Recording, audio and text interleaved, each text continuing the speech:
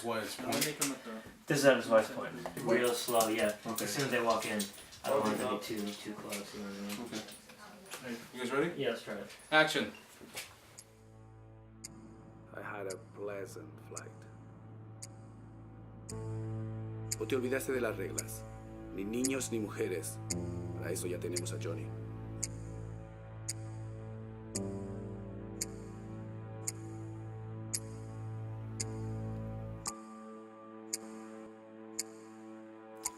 I like to say that I define myself more of a storyteller.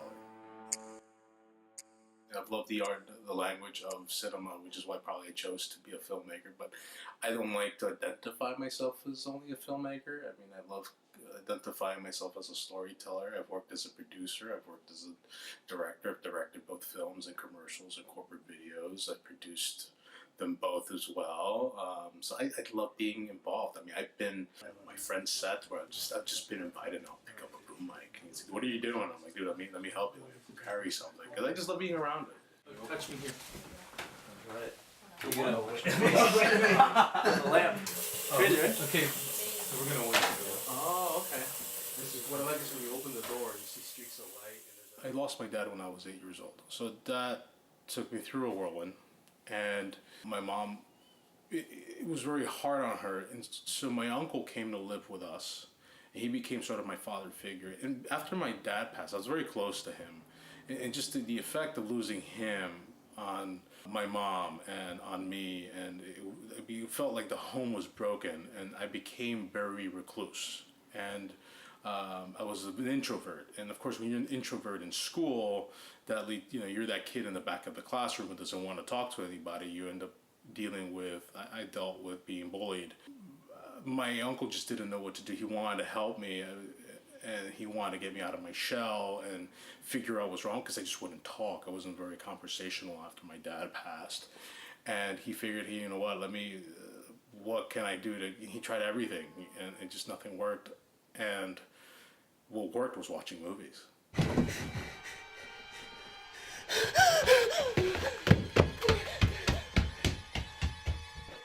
Well, I knew I wanted to be involved in it at some stage in some way, and I thought acting would be it. I remember someone once told me, "You're Asian, so you can only be a lawyer, a doctor, or a restaurant owner. You'll never be able to play these big roles," and that broke my heart. And so I said, fuck the world. I'm gonna go write my own script. I wrote a script for myself, and as we start prepping to make it, I realized I can't act and be behind a camera. So I said, I'm going to have to direct it. And then I just ended up being behind the camera. And the experience was atrocious. I fucking hated it. Because, there was this yearning in me. I want to be in front of a camera, but I'm behind it.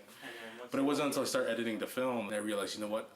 I love this part. It's like a chess game and storytelling and the script. And, probably that's what made me fall in love with this side of, I guess, the storytelling process.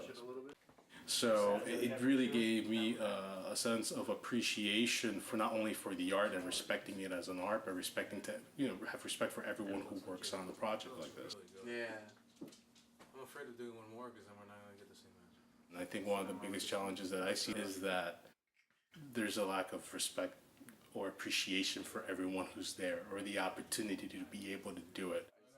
I appreciate every second, every minute that I get to do it, whether it's like a 2-minute bit that I'm doing for, a client, or I'm working on a big commercial.